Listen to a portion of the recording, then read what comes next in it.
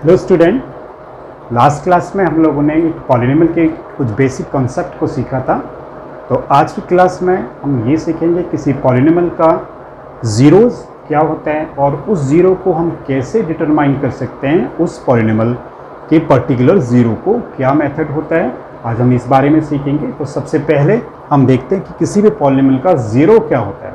कोई भी polynomial, suppose करो एग्जाम्पल मैं एक px लेता हूँ, मैंने कोई भी एक पॉलिनोमियल लिख दिया। एग्जाम्पल के लिए अभी लिखता हूँ मैं 2x - 3, ये एक पॉलिनोमियल है। इसका ज़ीरो क्या होगा? तो ज़ीरो मतलब x की वो वैल्यू है जब मैं इस x में पुट करूँगा तो ये पूरा पॉलिनोमियल ज़ीरो होने वाला है, ये पूरा पॉलिनोमियल ज़ीरो बन जाए। तो ऐसे किसी भी एक्सप्रेशन में अगर आप उस x की वैल्यू को रखो और पूरा एक्सप्रेशन अगर ज़ीरो बन रहा है तो वो वैल्यू उस पॉलिनोमियल की ज़ीरो होगी। अब ज़ीरो कैसे ढूंढेंगे? तो जिस भी पॉलिनोमियल का आपको ज़ीरो ढूंढना है, जैसे 2x - 3 = 0 पुट कर दो। ज़ीरो पुट कर दिया तो अब यहाँ से अगर हम x की वैल्यू निकाल लेंगे तो वो क्या आएगी? 3/2। तो x की वैल्यू 3/2।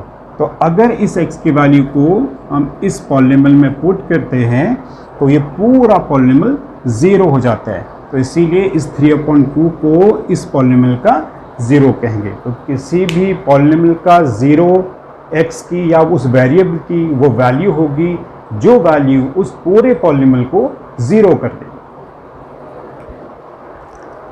अब अगला कुछ जैसे कुछ क्वेश्चंस हैं, मेरे पास कुछ एक्सप्रेशन लिखे हुए हैं। Find the zeros of the following. इन तीन जो क्वेश्चंस हैं, सबसे पहले हम इसके ज़ीरोज़ निकालना सीखते हैं। ज़ीरोज़ की डेफिनेशन तो आपको क्लियर होगी कि ज़ीरो एक ऐसी वैल्यू है वेरिएबल की, पुट करने पर पूरा पॉलिनोमियल ज़ीरो बन जाता है। देखिए पहला क्वेश्चन ये है 3x + 5, यानी इस x की मुझे कोई वैल्यू ढूंढनी है, कोई एक ऐसी वैल्यू जिससे ये पूरा ज़ीरो बन जाए। पूरा ज़ीरो यानी = 0। ये ज़ीरो कब होगा? तो x की वैल्यू सर्च कर लेते हैं, ये 3x होगा, क्योंकि अब पहले एक्सप्रेशन था जब = 0 पुट कर दिया, ये एक इक्वेशन बन गई। अब इस 5 को अब यहाँ रखो तो ये -5 हो जाएगा और x = -5/3। तो -5/3 इस पॉलिनोमियल का ज़ीरो होगा। ये सॉल्यूशन था A। B, x + 2π। x + 2π, तो x की क्या वैल्यू होगी जो इसको ज़ीरो कर दे? तो आप = 0 पुट करो, मतलब इसको ज़ीरो के इक्वल बना दो। तो और x = -2π, तो x की वैल्यू -2π होगी, इसका ज़ीरो -2π। थर्ड क्वेश्चन है C, इसमें है x² - 5x + 6 = 0 पुट करो। अब इसको सॉल्व करना, क्योंकि ये लीनियर नहीं है, पहले दोनों लीनियर थे, ये क्वाड्रेटिक है। तो क्वाड्रेटिक है तो सबसे पहले इस एक्सप्रेशन को मुझे फैक्टराइज करना पड़ेगा, इस एक्सप्रेशन को फैक्टराइज करना पड़ेगा। फैक्टराइज कैसे किया जाएगा इस एक्सप्रेशन को? आपने 8th क्लास में मिडिल टर्म तो किया ही होगा। तो इसके दो फैक्टर, अगर थोड़ा सा डाउट है मैं आपको क्लियर करता हूँ। सबसे पहले इस कांस्टेंट से इसको आप मल्टीप्लाई करोगे, ये एक रफ शीट पे 6x²। 6x² के हमें दो फैक्टर करने हैं, दो फैक्टर करने हैं। कैसे? और वो फैक्टर कैसे होने चाहिए? उनका सम या डिफरेंस इस बीच वाले टर्म के इक्वल आना चाहिए। ये है -5x। तो 6 के दो फैक्टर, वैसे तो एक होता है 1 और 6 भी फैक्टर होता है। 1 और 6 में हम 5 भी लेके आ सकते हैं, लेकिन पॉजिटिव प्रोडक्ट नहीं आएगा। तो एक होता है 2x और 3x, इनको हम मल्टीप्लाई करेंगे तो 6x² भी आएगा। और अगर साइन नेगेटिव कर दूं दोनों का तो -2x - 3x, जब इसको प्रोडक्ट निकालेंगे ना तो भी पॉजिटिव 6x² आएगा, और इनको जब ऐड करेंगे तो क्या आएगा? -5x आएगा।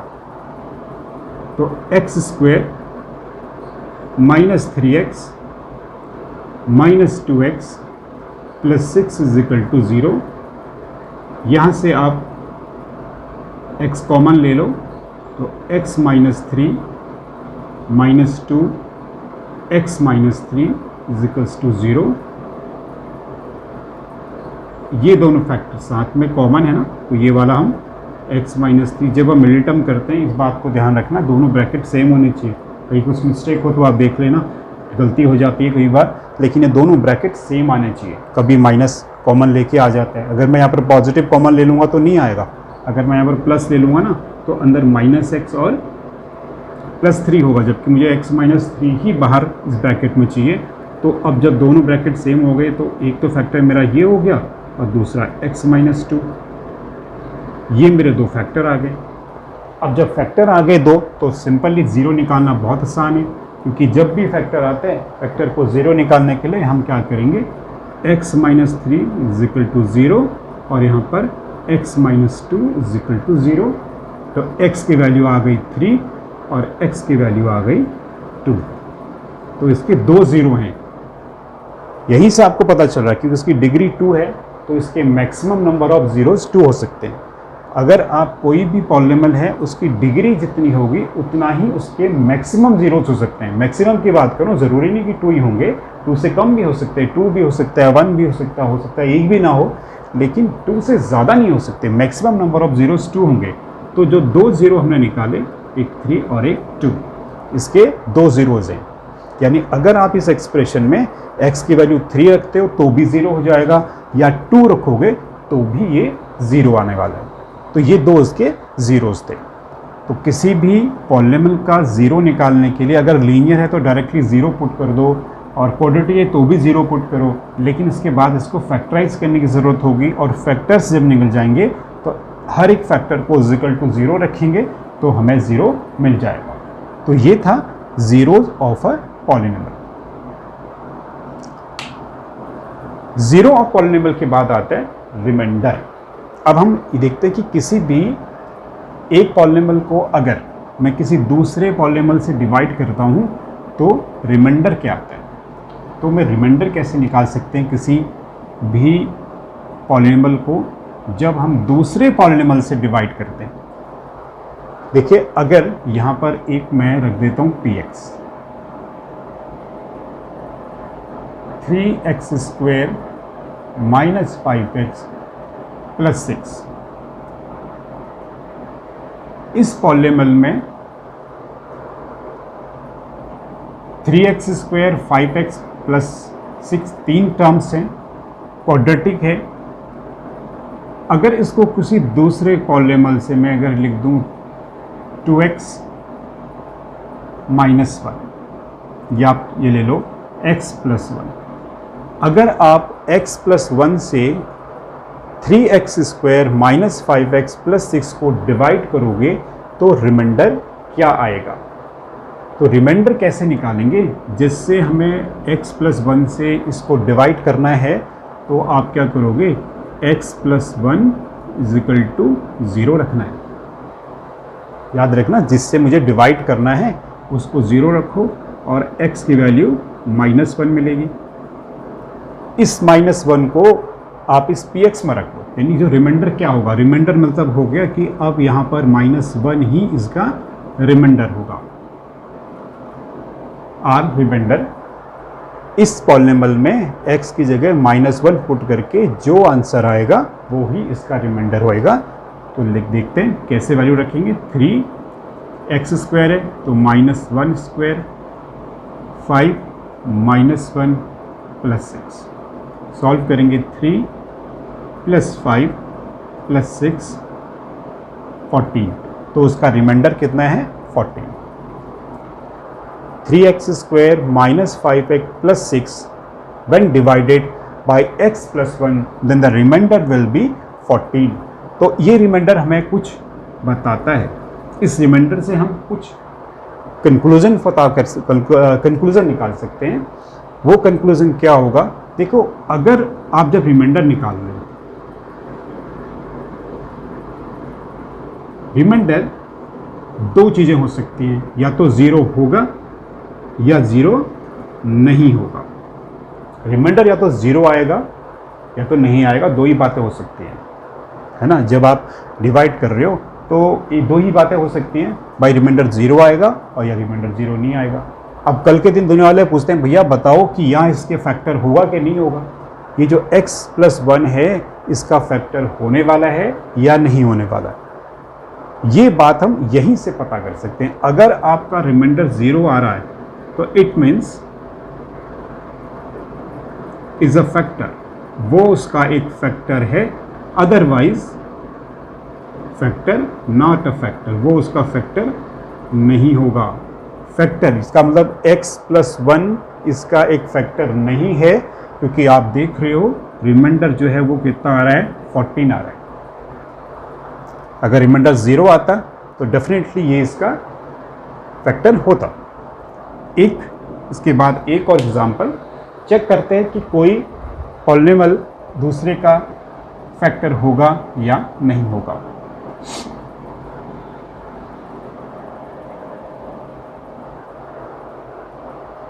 या फिर देखिए ऐसे करते हैं, find remainder if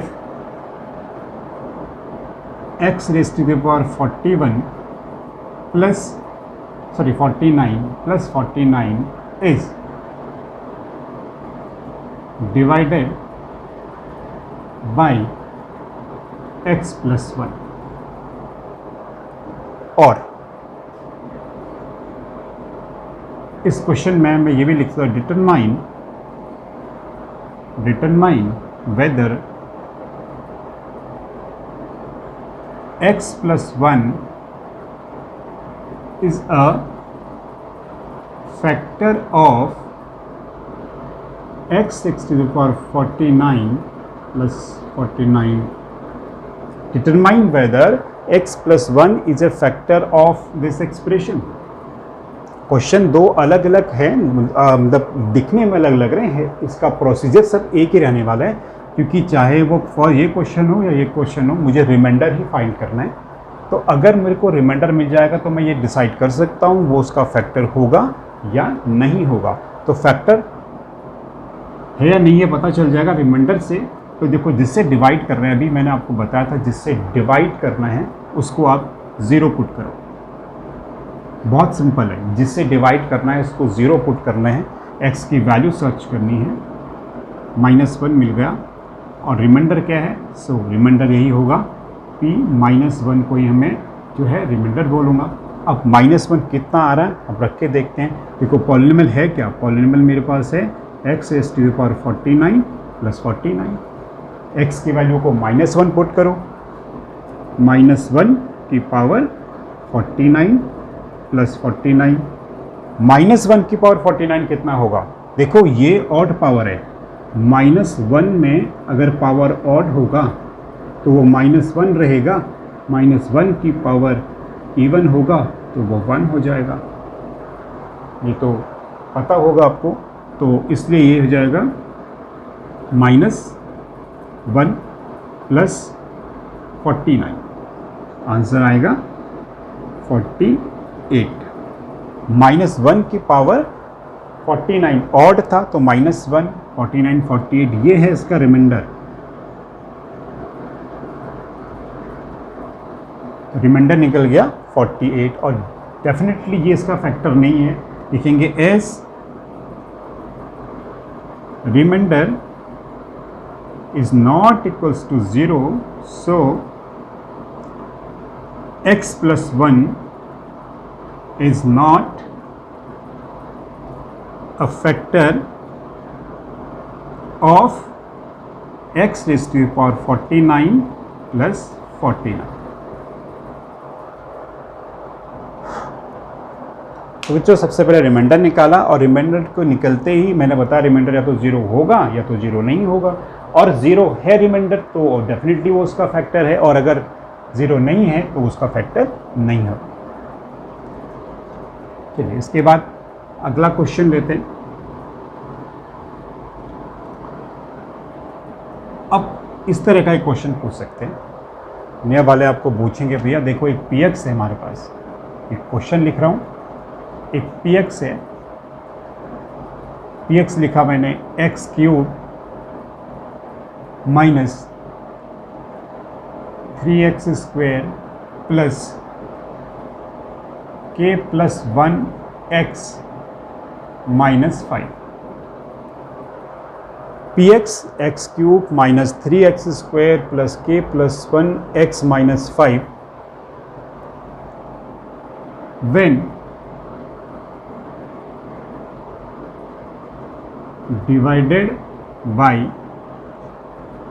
divided by x plus 1 leave remainder 0.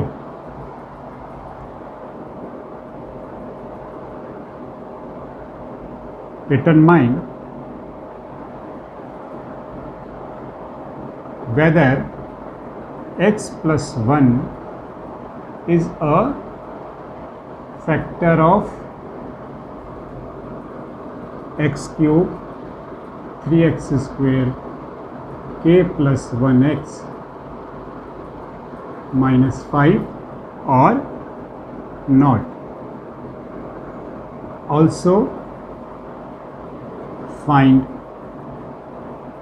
k. दो क्वेश्चन पूछे, एक एक्सप्रेशन है, अगर इस px को मैं x प्लस 1 से डिवाइड करूं तो रिमाइंडर 0 आता है, और अगर रिमाइंडर 0 आता है तो ये डेफिनेटली ये इसका फैक्टर है। अभी हमने यही तो बात करी थी ना, ये तो रिमाइंडर 0 होगा या 0 नहीं होगा। अगर 0 है तो वो इसका फैक्टर है। तो पहले पार्ट का तो आंसर मुझे मिल गया, yes x plus 1 is a factor of px. Why? Because remainder is 0. पहला क्वेश्चन क्लियर है, x plus 1 is a factor of, क्योंकि खुद ही दे रखा है रिमाइंडर 0 है, तो इनडायरेक्टली वो ये भी कह सकता है कि x plus 1 is a factor of this. ये क्वेश्चन ऐसे भी हो सकते हैं, if this expression if x plus 1 is a factor of x³ minus 3x² plus k plus 1x minus 5 determine k। बात वही है, यहाँ पर इसने बोल दिया कि रिमाइंडर 0 है, तो इनडायरेक्टली रिमाइंडर 0 है का मतलब यही है कि वो उसका फैक्टर है। अच्छा, अगर फैक्टर है तो क्या करते हैं, देखो फैक्टर है तो रिमाइंडर 0 आ रहा है, मुझे ये भी पता है इसका रिमाइंडर कितना आने वाला है, 0 आने वाला है। जिससे डिवाइड करते हैं, सिंपल फिर वही करना, जिससे डिवाइड करना है उसको लिखो इज इक्वल्स टू के 0 और इस x की वैल्यू निकालो -1। इस -1 को इस एक्सप्रेशन में पुट कर देंगे, यानी कि रिमाइंडर क्या है, देखो p -1 शुड बी 0। कहाँ से आया 0, दे रखा है 0, ठीक है। बस अब आप वैल्यू रखो, ये है ना 1, जैसे ये है x, एक बार लिख देता हूँ expression 3x² k plus 1x minus 5, value रखते हैं -1 है, -1³ 3 माइनस 1² k प्लस 1, ये -1 माइनस 5 इज इक्वल टू 0। इधर सॉल्व करता हूँ, देखिए -1 का क्यूब -1, इसको सॉल्व करेंगे, -1 का स्क्वायर 1 आएगा और -3 ही रहेगा। इस -1 से दोनों को मल्टीप्लाई करूँगा, -k -1 और -5 इज इक्वल टू 0।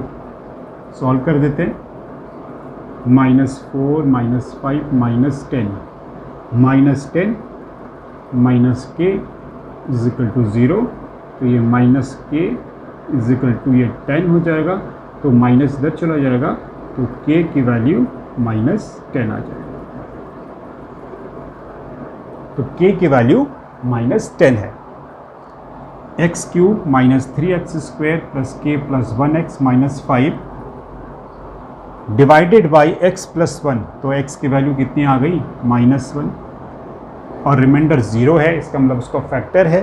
तो मैंने जब वैल्यू पुट करी -1³ माइनस 3 -1² प्लस k प्लस 1 -1 और -1, इसको सॉल्व करेंगे। देखो -1 का क्यूब तो -1 होगा और -1 का स्क्वायर +1 है, 1 से -3 को मल्टीप्लाई करेंगे -3 आएगा, इस -1 से मल्टीप्लाई करेंगे तो -k और -1 -5, सारे नंबर सारे इंटीजर नेगेटिव है, -1 ये हो जाएगा -1 -5 -6, और ये -4 है तो -10, माइनस के इज इक्वल टू 10 उधर चला जाएगा और के की वैल्यू -10 आ जाएगी।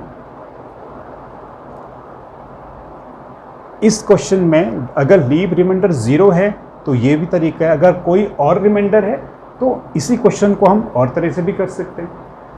यही क्वेश्चन अगर मुझे क्वेश्चन ये दिया होगा कि this when divided by x + 1 leave remainder, next question इसको अगर हो गया, मैं नेक्स्ट क्वेश्चन कर रहा हूँ, रिमाइंडर 0 की जगह हम कुछ और ले लेते हैं, कोई भी नंबर ले लेते हैं।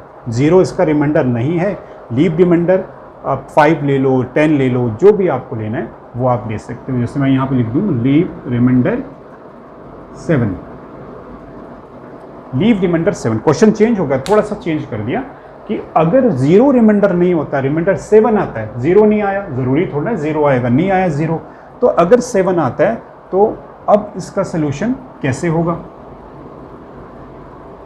टेक्निक वही रहेगी, टेक्निक नहीं चेंज होगी। बस पहली बात तो ये है कि जैसे बोला कि determine whether x + 1 is a factor of this, no, यहाँ पर एक बात तो ये क्लियर होगी, ये इसका फैक्टर नहीं है। First part, x + 1 is not a factor of given polynomial, given px। Reason justify भी कर देते हैं, as remainder is not 0, as p - 1 is not equal to 0, क्योंकि वो 7 है। तो पहले पार्ट तो है कि ये इसका फैक्टर तो नहीं है, पिछले केस में इस फैक्टर था। अब है, चलो अब 7 रिमाइंडर, अब इस k की वैल्यू को डिटरमाइन करते हैं। टेक्निक वही रहने वाली है, कैसे, सेकंड पार्ट सॉल्व कर रहे हैं, जिससे डिवाइड करना है, यानी ये जो x + 1 है इसको 0 पुट करना है, x की वैल्यू आ गई -1, इस -1 को हम इस एक्सप्रेशन में रखने वाले हैं। और अब क्या है, मतलब p - 1 इज इक्वल टू 0 नहीं है, अब है 7, ये रिमाइंडर है। तो अब आप पॉलीनोमियल में वैल्यू रखो, यहाँ सॉल्व करता हूँ, देखिए ये है x3, तो -1³ -3 -1² k + 1, और ये -1 x की वैल्यू, और -5 इज इक्वल टू 0 नहीं है, इस बार कितना है 7 है, तो हम 7 पुट कर देंगे, क्योंकि जो सॉल्व करके आता है वही तो रिमाइंडर होता है, तो मैंने 7 रख दिया।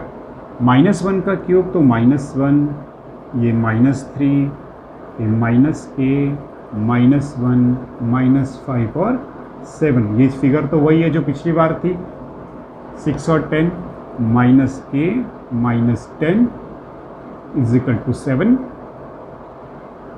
-k is equal to 10, positive हो जाएगा, -k इज इक्वल्स टू 17, और k की वैल्यू -17 आ गई।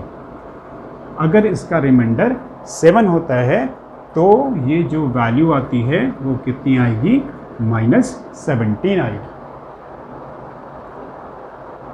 ठीक है बच्चों, देखो सिर्फ कॉन्सेप्ट वही है, हमें सिर्फ ये देखना है कि ये रिमाइंडर 0 है या कुछ और है, जो भी है इज इक्वल टू में वो रख देना है।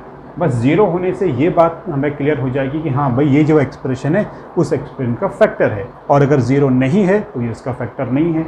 कॉन्सेप्ट वही रहने वाला है, जिससे डिवाइड करते हैं उसको 0 रखो, x की वैल्यू निकालो, वैल्यू पुट कर दो, और जो वो भी वेरिएबल है कि या mn कुछ भी वेरिएबल दिया हो सकता है उसकी वैल्यू हम डिटरमाइन कर सकते हैं। तो ये था 0 का कॉन्सेप्ट। अब इसी रिमाइंडर के केस में मैं एक आपको थोड़ा सा इससे अच्छे लेवल का क्वेश्चन कराता हूँ, जिससे आपको रिमाइंडर्स का कॉन्सेप्ट और ज़्यादा क्लियर हो जाएगा। देखिए नेक्स्ट क्वेश्चन है,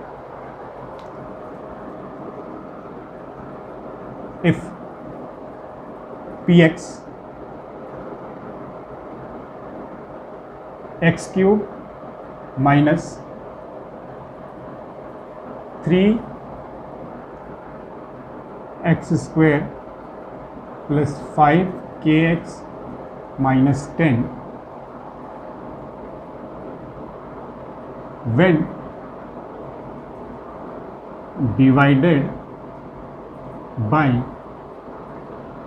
x plus 1 and x minus 2, दो लो से डिवाइड कर रहे हैं. If divided by x plus 1 and x minus 2, leave remainder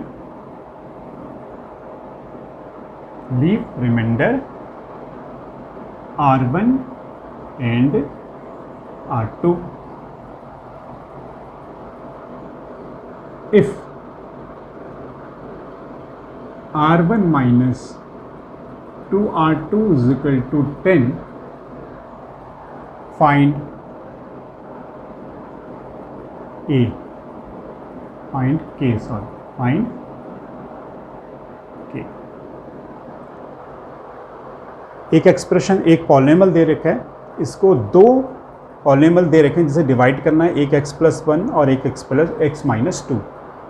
अगर मैं x प्लस 1 से डिवाइड करता हूं तो रिमाइंडर मुझे मिलता है R1, और अगर x माइनस 2 से डिवाइड करूंगा तो रिमाइंडर मिलेगा R2. और एक रिलेशन इंफॉर्मेशन और दी हुई है कि ये 10 के इक्वल है.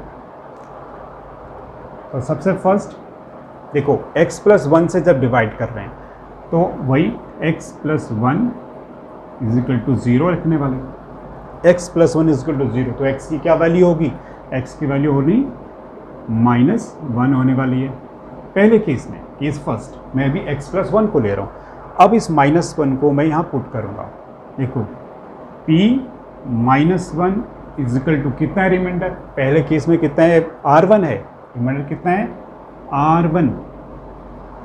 ओके, R1 है फर्स्ट में, तो अब रखो -1 cube 3 - 1 square 5k -1 -10 equals to क्या लिखने वाले हैं हम? R1, क्योंकि रिमाइंडर R1 दिया हुआ है तो R1 लिख देते हैं. सिंप्लीफाई करेंगे, -1 -3 -5k -10 is equal to R1. तो उसको जरा सॉल्व करेंगे, -14 -5k -14 is equals to R1. R1 की वैल्यू सिंप्लीफाइड फॉर्म करके लिख दी. इसको अभी आप छोड़ दो, मतलब इसको हम बॉक्स में लिख देते हैं, अभी इसका यूटिलाइज करेंगे. लेकिन अब एक बात देखते हैं, R2, R1 से एक इक्वेशन मिल गई. अब दूसरा है, अगर मैं इसको x माइनस 2 से डिवाइड करूं, अगर मैं इसको x माइनस 2 से डिवाइड करूं तो x minus 2 is equal to 0. तो x की वैल्यू कितनी आएगी? 2. अब मैं इस पॉलिनोमियल में अगर 2 रखूंगा तो रिमाइंडर कितना आ रहा है? R2 according to question. Reminder है R2. तो अब x की जगह 2 रखते हैं. 2 क्यूब क्या है? x क्यूब है ना, तो 2 cube -3 2 square 5k 2 -10 is equal to R2. Solve करेंगे, 8 -12 plus 10k -10 is equal to R2. -10 -2 ये हो जाएगा 22 -14, क्योंकि 8 है तो ये हो जाएगा -14 plus 10k is equal to R2. हमें R1 की वैल्यू भी मिल गई है, R2 की वैल्यू भी मिल गई है. हमें तो चाहिए कि अब आप इस क्वेश्चन के लास्ट पार्ट को देखो. लास्ट पार्ट में आपको एक वैल्यू दे रखी है कि R1 माइनस 2R2. बस अब हम उसी इक्वेशन में R1 और R2 की वैल्यू पुट करेंगे. देखो एज ये लिखा हुआ है ना, R1 minus 2R2 is equal to 10. R1 की वैल्यू क्या थी हमारे पास? देखो -5k -14 और ये 2 और R2 की वैल्यू थी -14 plus 10k is equal to कितना दिया हुआ है 10। इसको ज़रा सिंप्लीफाई करेंगे तो -5k -14 plus 28 -20k is equal to 10। 14 -5k -20k तो हो जाएगा -25k इज इक्वल्स टू 10, और ये -14 और +28 होगा +14, उधर जाएगा तो -14 हो जाएगा, तो -25k is equal to -4, minus minus cancel, तो k की वैल्यू आएगी 4 डिवाइडेड बाई 25। तो k इज इक्वल टू 4/25।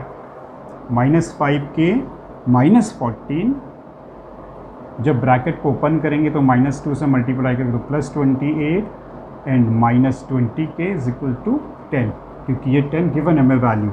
इसको सॉल्व करेंगे, -20 और -5k हो जाएगा -25k, -14 + 28 इज़ 14 पॉजिटिव, यहाँ जाके नेगेटिव होगा, तो ये -4 -25k इज इक्वल टू -4, तो k की वैल्यू 4/25।